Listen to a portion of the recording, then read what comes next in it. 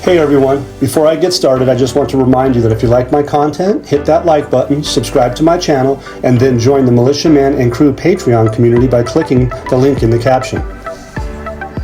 Hey, good evening everybody, Militia Man and Crew. We're having a wonderful night. It's the 3rd, and it's Monday, so I hope everybody had a good day and are ready to buckle in and get started. But I like to remember to tell everybody, listen, our Discord chat room is phenomenal, and it's part of our membership at patreon.com/MM&C. And by the way, just know that our admins and a super rock star, so even along with Samson, is Gigi. She makes our room unbelievably easy to get through, very helpful, does a lot of hard work. Kudos on Gigi, because she does a fabulous job. And we all know that Pompey Peter shows up with some wonderful audios he likes to do. But anyway, we're going to get started. But tonight I'm sipping some Freedom Forged Ethiopian coffee. It's fantastic. So everybody, if you want to try some great coffee, I have a 5% discount if you use the Militiaman 5 code down below. You can take advantage of that. So moving on, you guys, there's an article out by the finance office. Basically, it says finance announces launch of electronic platform for engineering insurance supervision. And I don't know if you guys realize that the importance of this, but it is important. It says this initiative comes within the efforts of the Insurance Bureau to modernize work systems and improve the investment environment in the insurance sector in line with the government trends in digital transformation and enhancing e-governance.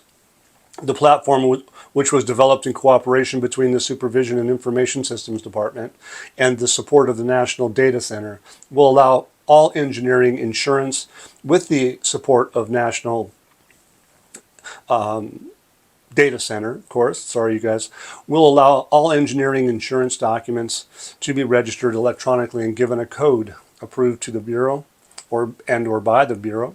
And the platform will be linked via the electronic platform called which facilitates the auditing of documents and their approval by the relevant authorities, including ministries and official departments. But what does it do? It's just basically going to enhance government oversight and limits manipulation and forgery. So they have their eye and key on insurance. I don't know if you guys realize how important it is, but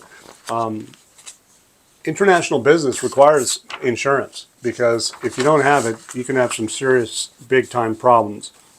And if you go and look it up, you're going to find that insurance is extremely important in international trade, and as it provides crucial risk mitigation by safeguarding businesses against potential financial losses from unforeseen events like political instability, currency fluctuations, shipping delays, buyer insolvency, and damage to goods during transit. This allows companies to confidently engage in global trade and reduce uncertainty and financial exposure. Think about the time right now. Iraq is getting ready to open their borders in a massive way. And trust me, all those ships that are already coming in, they're probably 100% fully insured already. But now they have a system to where it's going to be electronic, and they can, if there's any corruption involved, they'll be able to weed it out. Okay, so the next article tonight is that the Democrat reveals details of an agreement on Article 12 employee salaries. So think about this, you guys. Obviously, they've done some things that are going to require the ability to be able to do oil movement and salary payments. So it says this agreement on the salaries of the Kurdistan region employees was yesterday, which was Sunday, at the same time with the 2025 budget schedules were passed in the House of Representatives. We've been waiting for that. So that's a big key. It's a big telling point. It says, with the resumption of the region's oil exports of 450,000 barrels, it will exceed the amount allocated for salaries. So they got a cover for their salaries. It's noteworthy here that Iraqi House of Representatives voted yesterday, Sunday, on the draft law amending the federal general budget law for fiscal years 23, 24, 25, number 13 of 2023, in a step allows the resumption of the Kurdistan region's oil exports. I think that's unbelievable, because this is what we've been waiting for. We all believe that this amendment, once they expose it publicly, what it entails, is probably going to be pretty powerful. So keep that in mind. That I think is pretty big, and so it's going to be sort of a nail-biting time frame. So this article here, there's going to be a little bit more of affirmation, and I'll get to it really quickly, but it says after amending the budget. So again, this is reiteration that Iraq did it. It says the 2025 budget tables were, they said they were awaiting it for approval. I believe that they've got it. It says the Council of Representatives voted on the draft law, First Amendment Federal General Budget of the Republic of Iraq, 23, 24, 25, et cetera, et cetera. So that's another affirmation that we, I think there's going to be three, because I think that this is big, because it's just not a fly-by-night, that there's more articles than just the one. It says Kurdistan reaches with the finance minister. So here's the finance minister. She's the top dog over there. I wouldn't say the dog, but I mean, she's the top one. Just, you know what I mean, just being light. Kurdistan region finance minister announces reaching an agreement with Baghdad to pay 2025 salaries. And guess what? It says here, this is interesting. It says regarding the January salary, he explains it will begin to be distributed tomorrow, Tuesday, or the day after tomorrow, Wednesday. So they muddy the waters. Funny how they do that. And again, they reiterate the same thing about the budget being passed. So that's, I believe, number 3. The next one is Kurdistan region finance minister announces reaching an agreement with Baghdad to pay 25 salaries. Okay, so we again see the same reiteration again, but I think it's pretty much the same article almost. Erbil and Baghdad reach a final agreement on employee salaries. Taif Sami. It says the final agreement was reached on salaries for year 2025. Who was there? Kurdistan Regional Government Delegation thanked the Iraqi Prime Minister Mohammed Shia al-Sudani, the Deputy Prime Minister Fawad Hussein, the head of the Kurdistan Regional Government's representation in Baghdad, the Minister of Finance in the federal government, Taif Sami, for their efforts and assistance and coordination support to reach this agreement on the dues to Kurdistan Regional Government. That's the highest in the land, you guys. That's who they are. And it says that, on the other hand, the Kurdistan Regional Government Delegation thanked the presidency of the Iraqi Council of Representatives in various blocks, so that's a political issue, in the Iraqi Council of Representatives for their cooperation and support for approving the budget amendment, especially the items related to oil exports. I love it. It says the technical teams of the Finance Ministry in Kurdistan region are completing the procedures for sending the salaries for the month of January 2025. So here they're gearing up, but they just got through telling us they were going to do it Tuesday or Wednesday, so this is in line with that. Hey, it's just coming from the top. Salaries looks like they have an agreement for them to get paid. And how long has it been? I think they're going to be retroactive all the way back to the beginning of 2024, by the way. I think we could support that with an article in patreon.com and Discord. And again, another kudos for Gigi, because she helps out so much. It's amazing. She works 24/7, seems like sometimes, just like Samson does. And for that matter, I think I even do. This article is interesting. The Ministerial Council of Economy, that's the MCOE, realize that the Ministerial Council of Economy got started by al-Sudani. It's the top of the top. Many of those people that I just mentioned are involved in that. The central bank governor of Iraq is involved in that. So when you see the MCOE, or as I call it, the Ministerial Council of Economy, MCOE, that you should pay attention to that at all the time, because that's a big deal. Basically, it says here that the council discussed items on the agenda and took the necessary decisions regarding them. They hosted the Ministry of Industry and Trade, the Director General of Industrial Development, the Director General of the Trademark Registration Department in the Kurdistan Regional Government, the federal government as well in order to discuss mechanisms for unifying the registration of trademarks and factories throughout Iraq. Then we talked about insurance. Okay, these people are all going to be involved with that too, above and beyond the shipping, etc.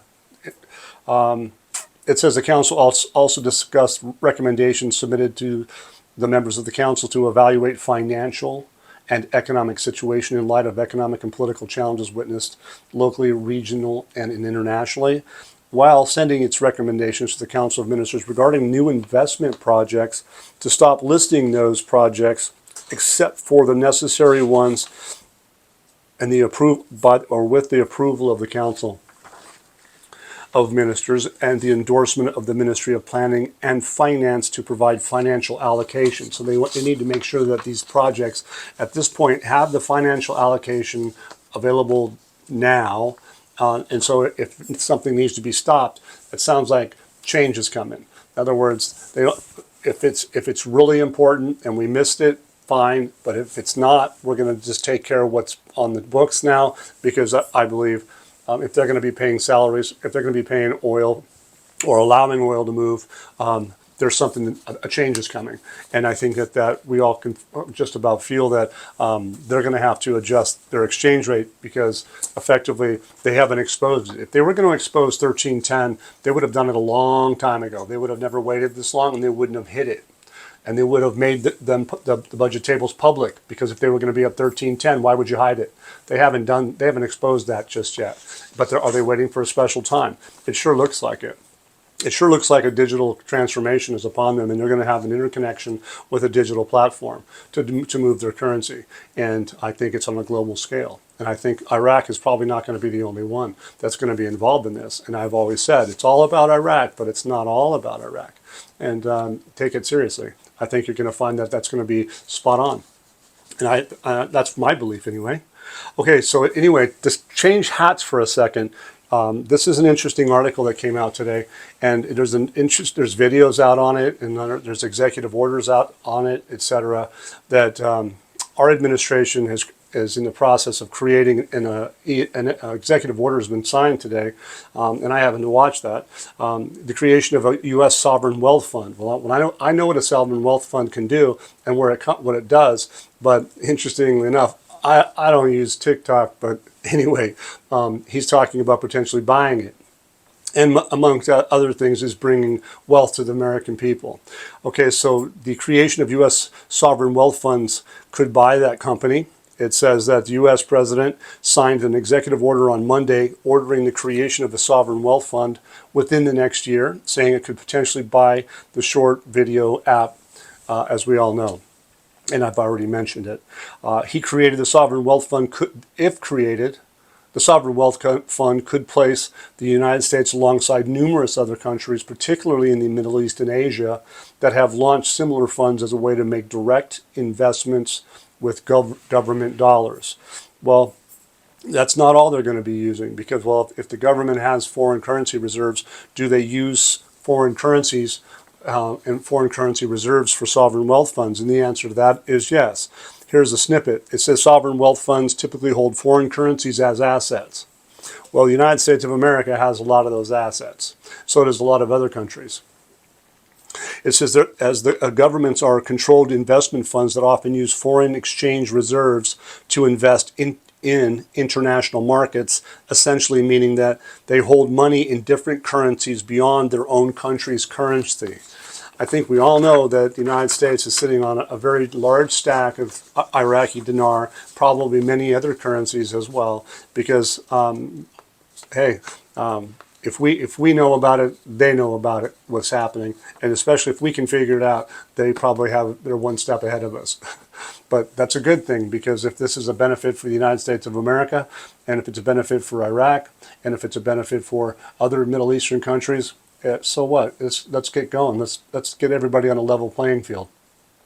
So what are they a source of? Well, they're a source of funding. They're a source for diversification, and they're basically used as an investment strategy. And this says sovereign wealth funds use these foreign currencies to invest in various assets like stocks. bonds, real estate, and other international investments. So you can imagine how some of the stock markets, some of the bond markets, and some of the real estate markets and other international investments are going to could get a very big, huge lift in the next year. Hey, that's what's happening. That's what Militia Man and Crew have had for you tonight. I hope you guys like it. Have a great evening and enjoy. And by the way, don't forget, hit that like button, subscribe. And by the way, again, always, I give thanks to all of those folks that have been supportive in PayPal, Zelle, and Venmo. Again, all that stuff helps me take care of the crew, and it makes it easier for us to bring you this on a regular basis as we do. So thank you very much. Guys, don't forget to hit that like button if you like this content, subscribe to the channel, or join us at the Militia Man and Crew Patreon community for even more exclusive content. You can also donate to this channel by hitting the links in the banner to help keep this page up and running. Your generous support is greatly appreciated, as always. Much, much appreciated. Thank you so much and have a great day.